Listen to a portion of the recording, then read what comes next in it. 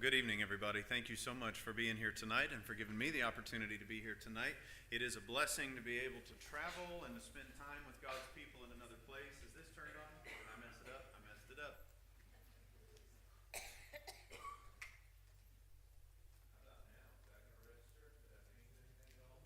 Okay, hold on. I got one more. It's a blessing to be able to travel and be with God's people in another place, to get to know so many of you and to be blessed by you. And thank you so much. I want to say sincerely, thank you so much for welcoming me and my family here to be with you this week. You have been very kind and hospitable to them. Some of you a little too much, actually. People have been giving them candy and money and all sorts of stuff that I know they don't need. So anyway, thank you very much for all of that. It's been awesome, and I am enjoying myself.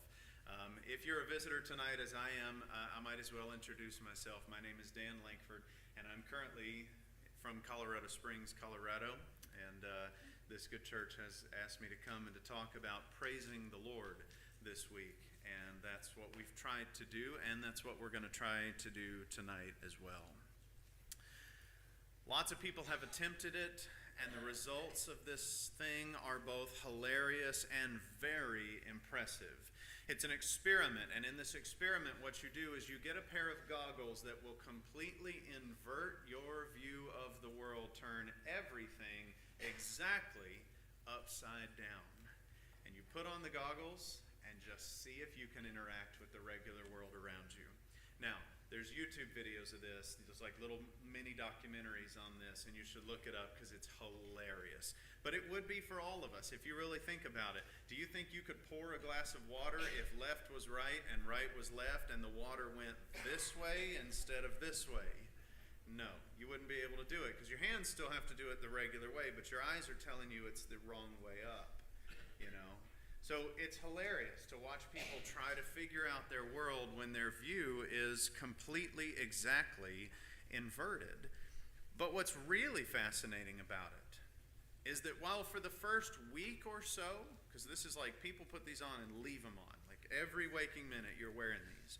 For the first week or so, it's exactly what you would expect. Simple things like eating and opening doors and reaching out for a handshake and just going for a walk, they're all hilariously difficult. But after a handful of days, your brain will compensate for this. It's genuinely incredible that after a handful of days, people's brains start to rewire to the view that you're getting of reality.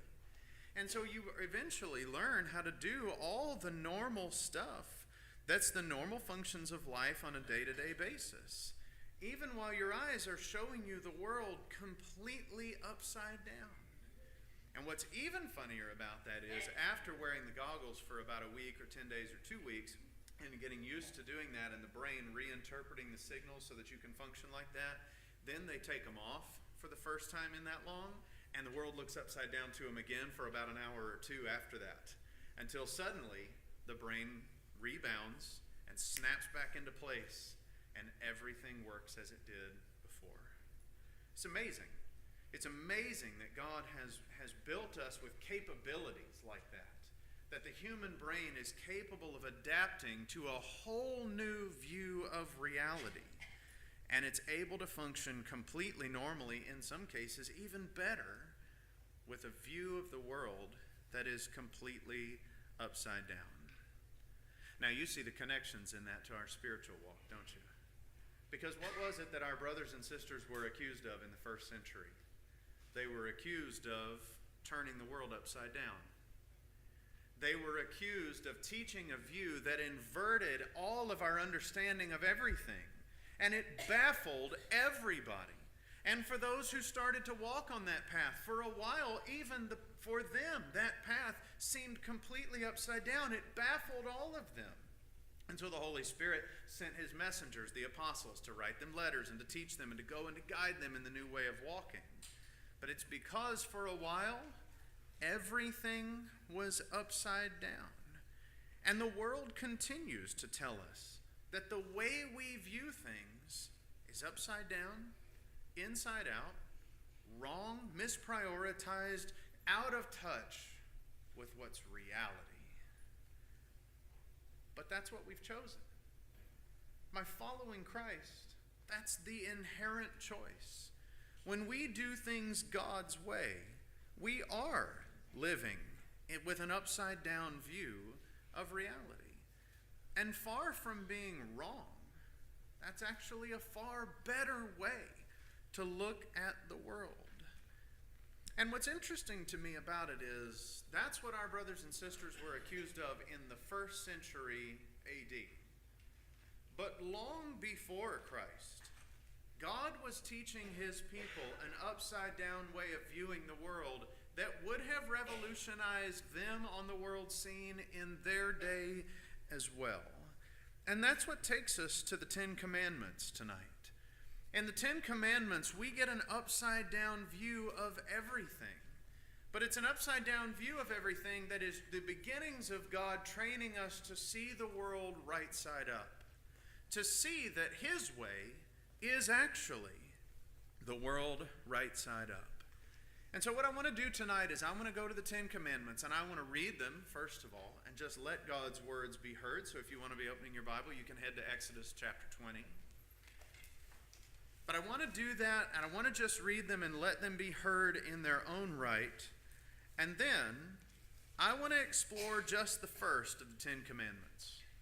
And I want to talk about some of its implications for how we live out the God-given, upside-down view of the world and our place in it. So again, I just want to read first and let the words of God be heard. This is Exodus chapter 20. The first 17 verses. And God spoke all these words, saying, I am the Lord your God, who brought you out of the land of Egypt, out of the house of slavery. You shall have no other gods before me. You shall not make for yourself a carved image, or any likeness of anything that is in heaven above, or in the earth beneath, or that is in the water under the earth.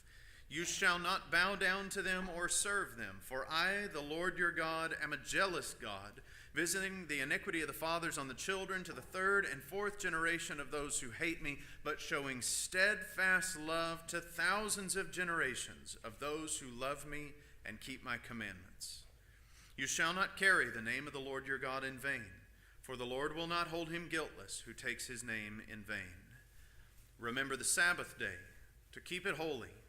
6 days you shall labor and do all your work, but the 7th day is a Sabbath to the Lord your God. On it you shall not do any work, you or your son or your daughter, your male servant or your female servant, or your livestock or the sojourner who is within your gates. For in 6 days the Lord made heaven and earth, the sea, and all that is in them, and rested on the 7th day. Therefore, the Lord blessed the Sabbath day and made it holy. Honor your father and your mother, that your days may be long in the land that the Lord your God is giving you. You shall not murder. You shall not commit adultery. You shall not steal. You shall not bear false witness against your neighbor. You shall not covet your neighbor's house. You shall not covet your neighbor's wife, or his male servant, or his female servant, or his ox, or his donkey, or anything that is your neighbor's. May God bless the reading of his word. The 10 foundational principles talked about right there, laid out and commanded right there, they serve as the preamble for more than 600 other commands that follow throughout Exodus, Leviticus, and Deuteronomy. It's God explaining his law for his people, for the rest of their time as his people. These 10 laws are the footings that the rest of the law is built on. These are foundational principles. And if you were going to keep me around for 9 more days, I would probably change topics and we'd talk about the 10 Commandments because they're that important even today. They're such powerful teaching ideas. But this first one really gets to the heart of how we still think about God.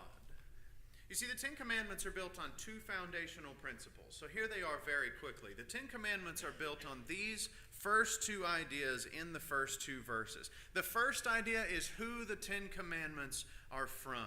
That matters possibly more than any other descriptive element of this set of rules here. In the opening lines right there, God spoke all these words.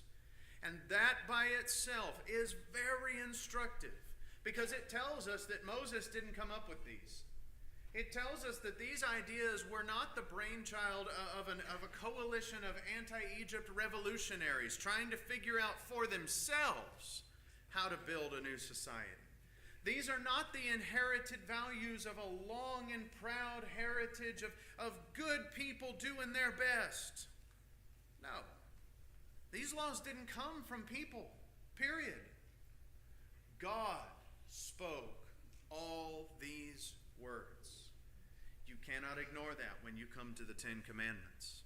And then the second thing here is not just who spoke these, but when they were spoken. The timing tells us a lot about the purpose of these 10 laws. There's a little history lesson given in verse 2, and it's very, very short, but it has impact here. In verse 2, God reminds them that he is the one who brought them out of the land of Egypt, out of the house of slavery. You see, when we get to Exodus chapter 20, we are less than 2 months removed from them marching out of the most powerful borders on the planet at the time. Less than 2 months, less than 60 days have passed since they walked out of slavery under Pharaoh's murderous, oppressive hand. They've just become a free people. Now think through your history. What happens to a group of people who have just become a free people if they don't have some sort of structure in place almost immediately to guide them in the good way? Yeah, they almost always become slaves again, don't they? Either to some other oppressive force or just to their own chaotic impulses. But either way, they very quickly become slaves again, if not for some structured guidance of some kind. And that's what God gives them here. He gives them the Ten Commandments not as a way to oppress them, but as a way to preserve them, to keep the freedom that they've just received by his grace. And so with that in mind, we get to the first command. And it makes sense that I think the first command would be, you shall have no other gods before me. Because if God is the one who set them free, and God is the one who wants to keep them free, then what good would it do for them to focus on any other God? But now, having just said that, I think that's kind of the main idea that we're used to in the first command, that it starts as an English grammatical command in verse 2, you shall have no other gods before me. That, I think, is what we're used to as the entirety of the first command, because again, in English, that's what reads as a command. But the Jews have long considered the first commandment to start not in verse 3 where we started, but in verse 2 of this chapter. The Jews see the entirety of the first command, and I think they're right in this case, as reading this way: I am the Lord your God, who brought you out of the land of Egypt, out of the house of slavery. You shall have no other gods before me. The first command is not strictly a command. The first command has two components to it, and I'm sorry for the snooty-sounding theological words here, but they are helpful in this case. The first command has to it both an indicative and an imperative. And I want to show you how that actually changes the way that this hits home for us. The indicative and the imperative. The one is a statement of what is true. The other is a statement of what should be true. And so I want to look at both of them kind of individually for just a few minutes tonight, because I think it has a lot to teach us. Again, about what should happen, how God's people should respond. But more than that, it teaches us why we should respond that way. God's not hiding the reasons for the behavior that he asks of us.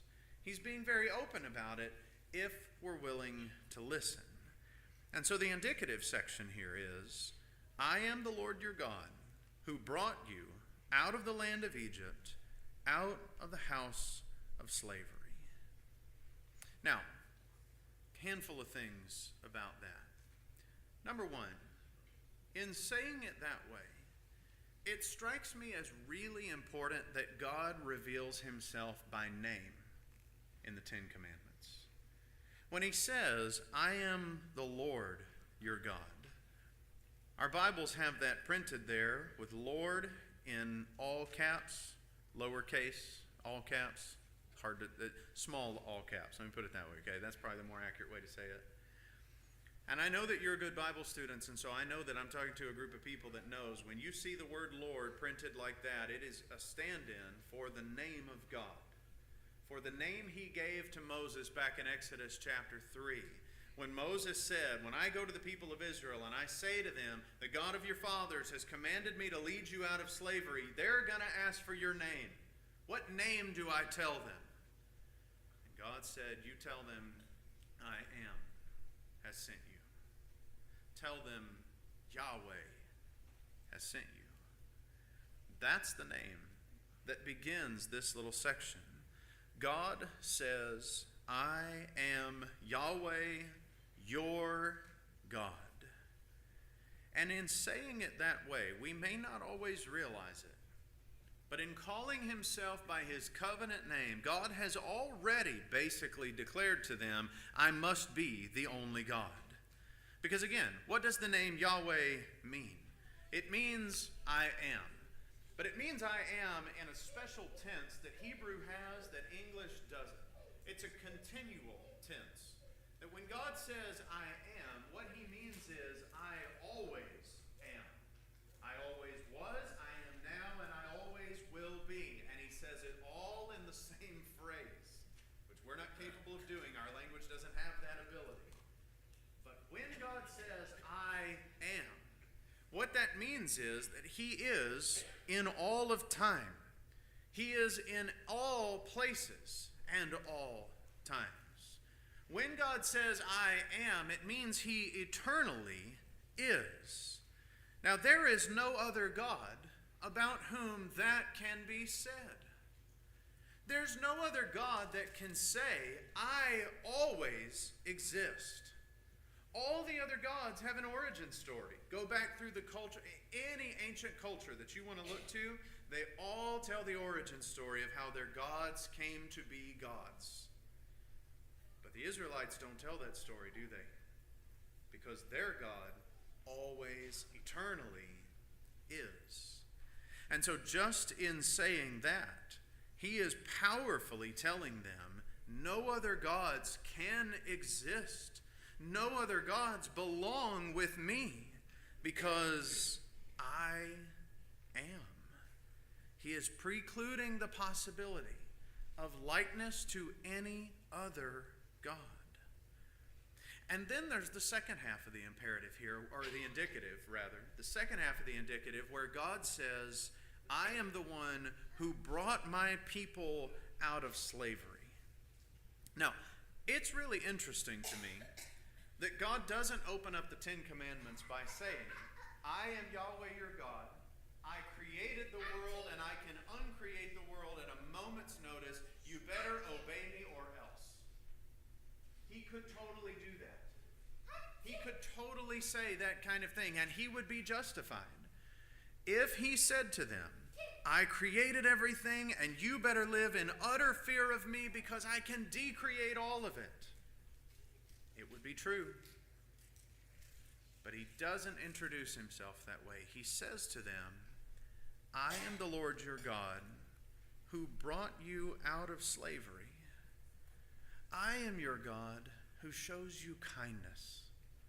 I am your God who has already begun to develop a relationship with you.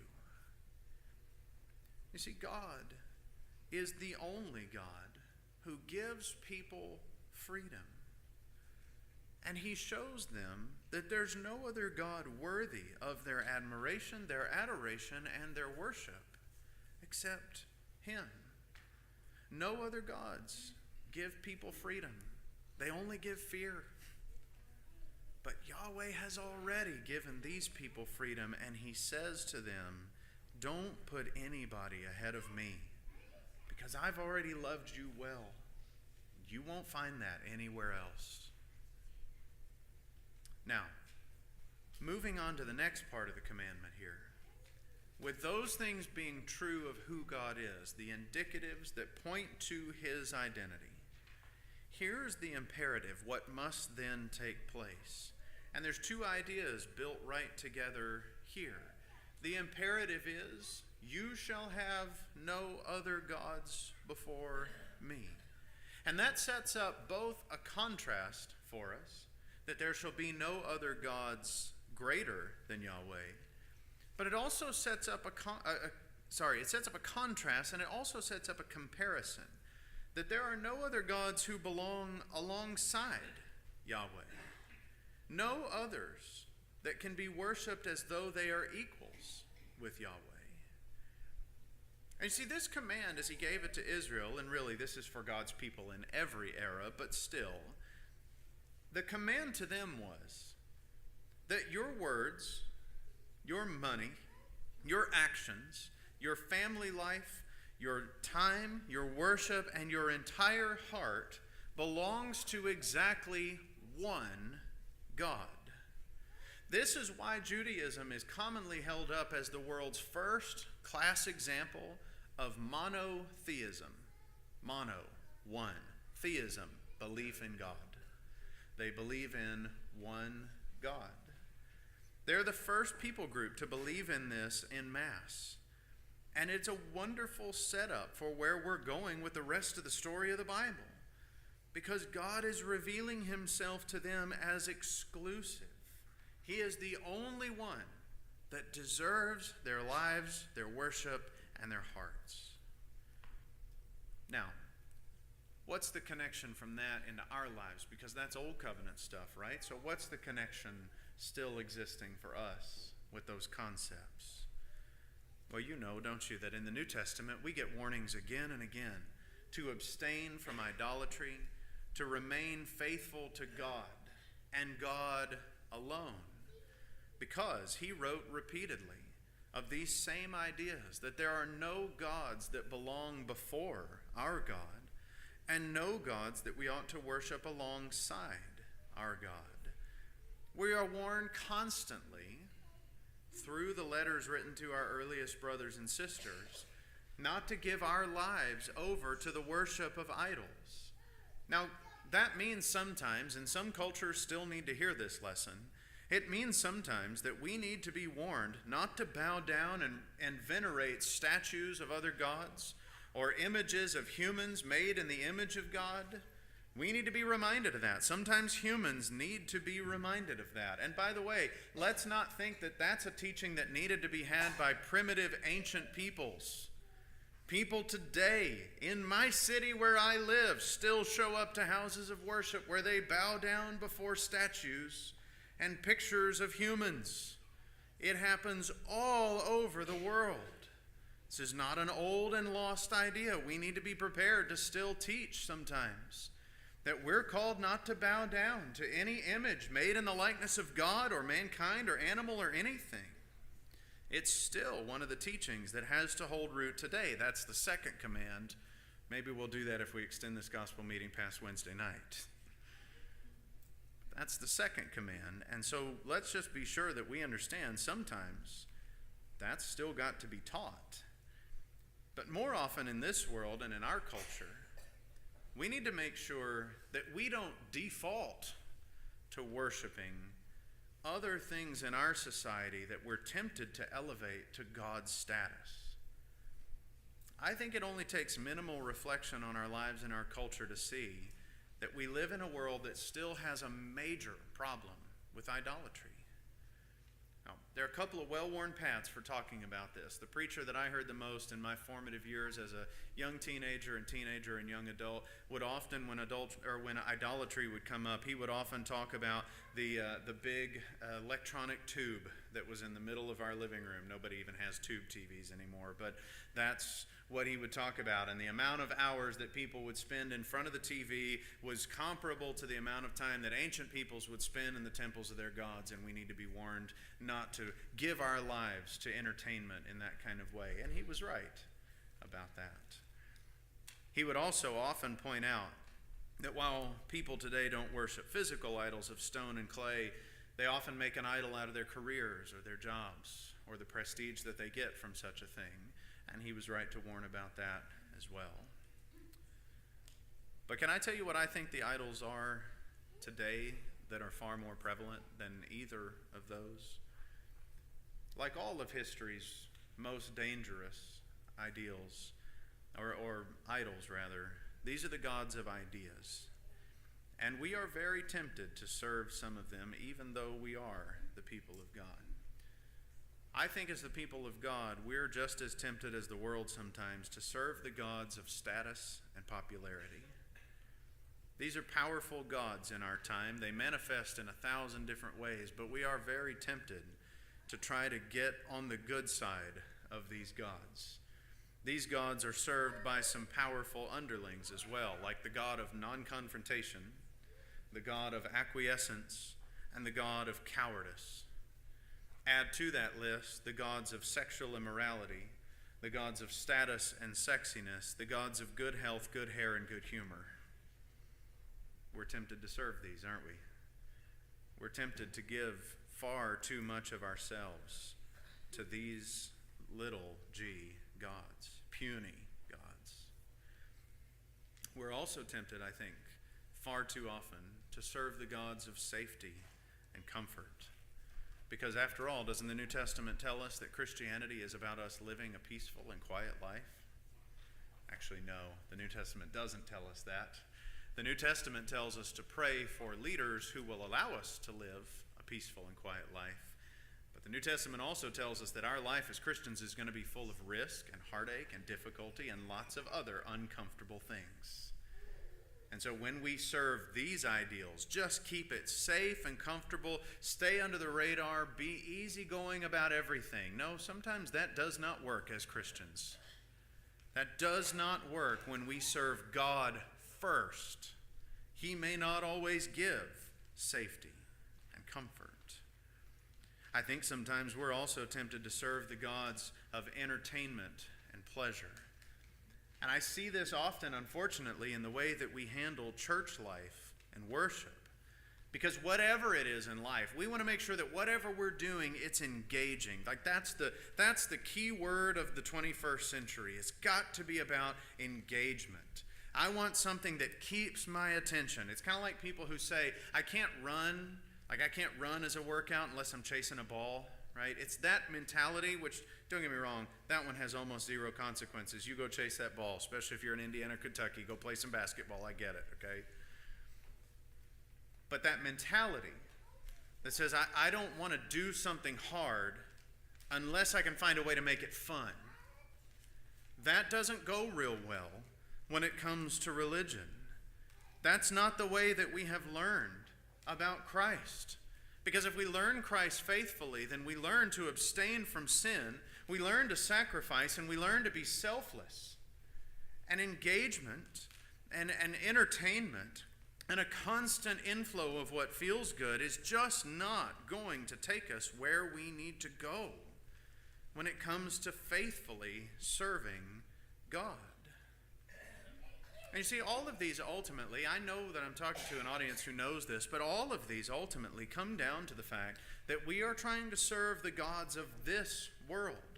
The gods of the world that Jesus said is passing away.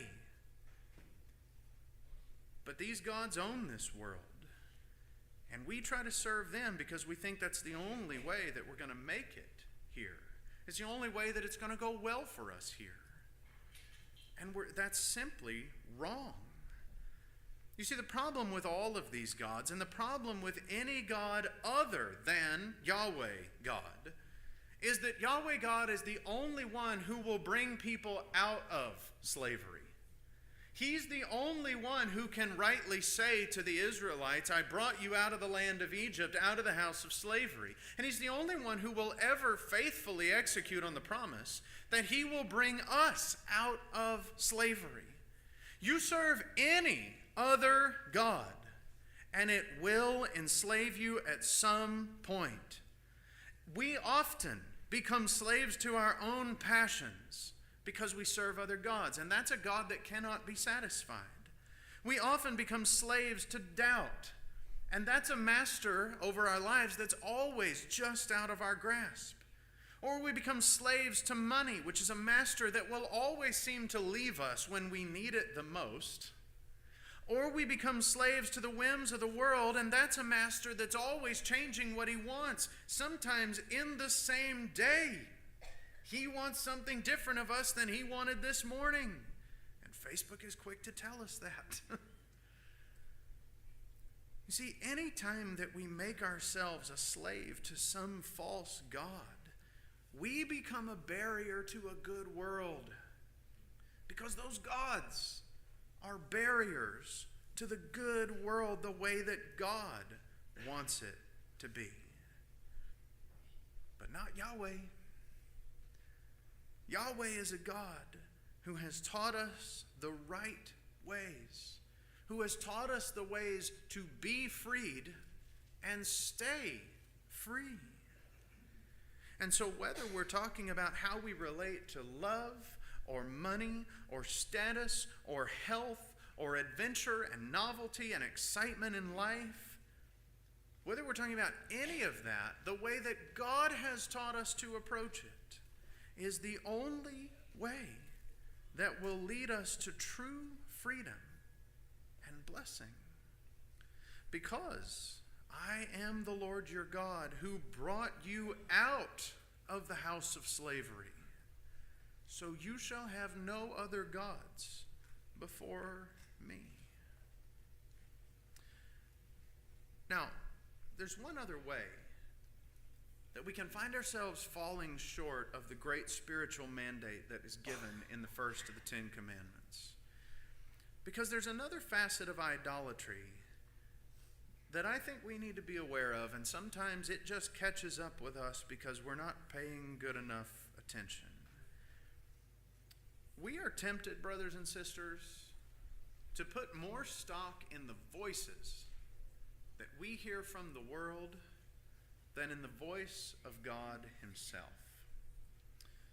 I've recently been teaching a class on the book of Isaiah. And in chapters 9 and 10 of the book of Isaiah, one of the sins that Isaiah is sent to convict the people of with no uncertain verbiage is that when you were in distress, when you were worried about how the world around you seemed to be completely in upheaval, you turned to the kings of the other nations rather than turning to the Lord your God. And God is very upset about this. Now, I know we kind of look at that even today and we're like, well, that couldn't be that big of a deal. I mean, they were nervous and they didn't have a strong military, and there's a strong military marching at them, so they did the logical thing. They paid out some treasury money to get some help from another strong military. That's logical. That's just the natural choice any human would have made. Yeah, that is the natural choice any human would have made, and that's the problem. Because we are not called to behave as natural humans would behave. We are called to listen to the voice of our God and to let his voice guide us, to let him be the one who shows us the right way to go in this world. We are not called to be people whose thoughts are held captive by the false gods of this world and by the human voices that yell so loudly for our attention. We are called to be people who take every thought captive to Christ. That's who we're supposed to be.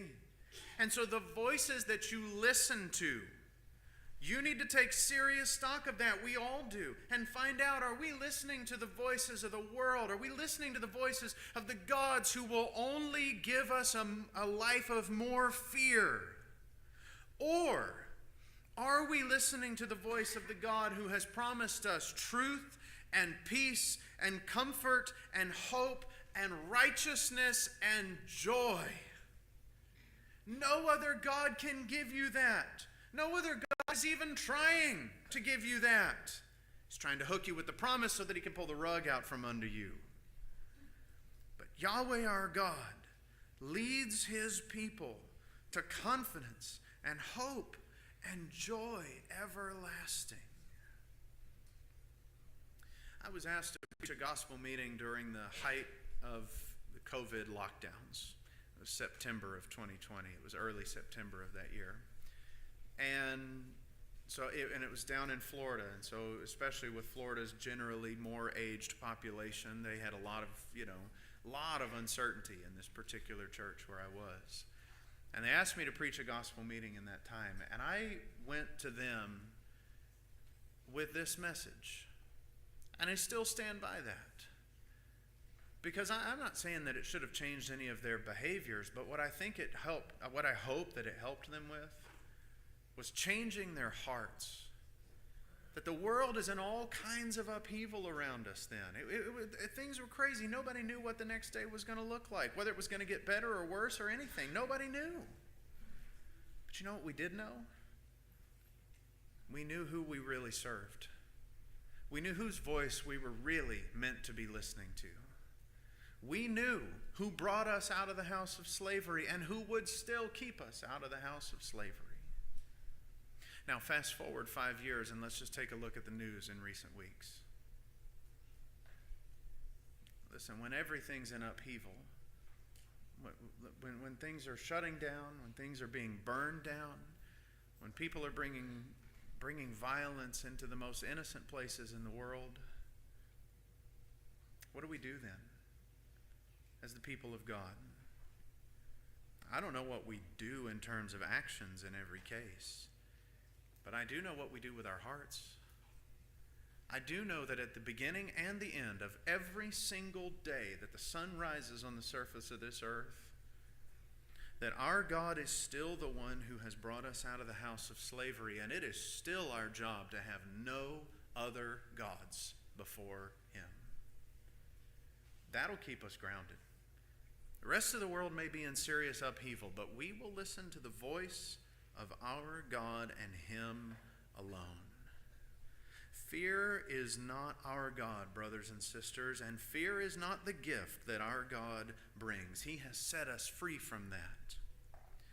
And when we tell our friends and our neighbors that that's the way we think about this world, that we're not afraid of what's going to happen, the only thing that we're still thinking about is that we serve the Lord our God. You know how that's going to sound to them? It's going to sound like we got our upside-down goggles on. It's going to sound like we're living a world in a way that's completely upside down from the way that things should be. But that's how we're supposed to sound to them. And so we better stay committed to that.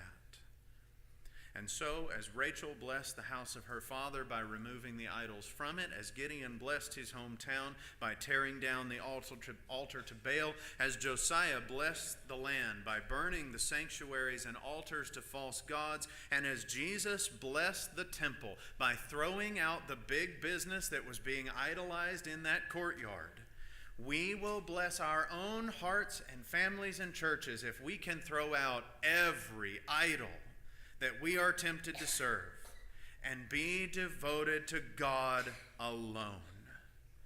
Jesus said that the most important of all commandments given was this: Hear, O Israel, the Lord our God, the Lord is one, and you shall love the Lord your God with all your heart, and with all your soul, and with all your mind, and with all your strength. That commandment echoes the theology of the first of the 10 Commandments. And if we are willing to heed it, it will set us free from the bondage of sin, the bondage of hopelessness, and the bondage of fear. Because God said, I am Yahweh your God, who brought you out of the land of Egypt, out of the house of slavery. You shall have no other gods before me. Can we stand together and sing a hymn of praise to our God, that he is our one and only God whom we serve?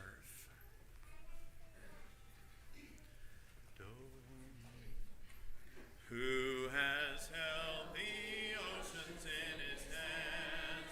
Who has numbered every grain of sand? Kings and nations tremble at his voice. All creation rises to rejoice. Who has given counsel to the Lord? Who can question any of his words?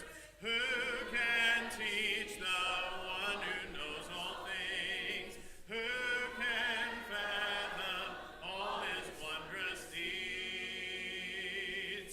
Behold our God, seated on his throne.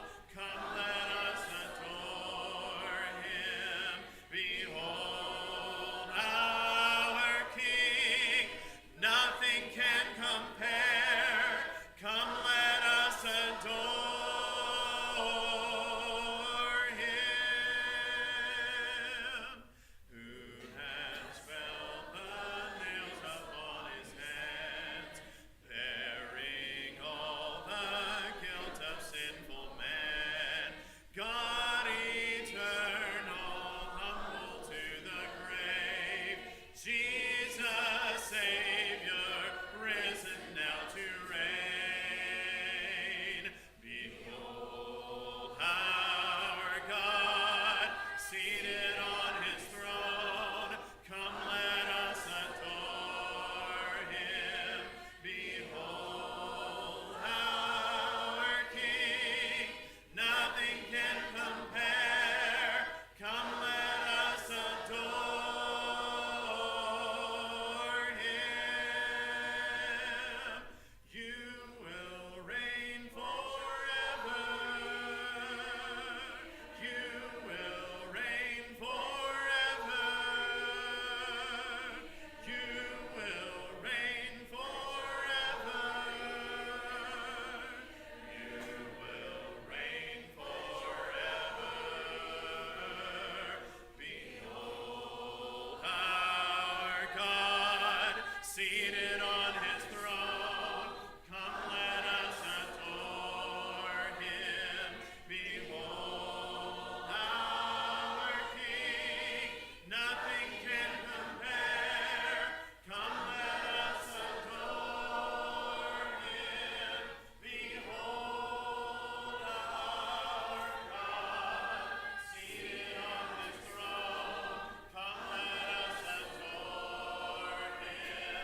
Behold our King, nothing can compare. Come, let us adore him.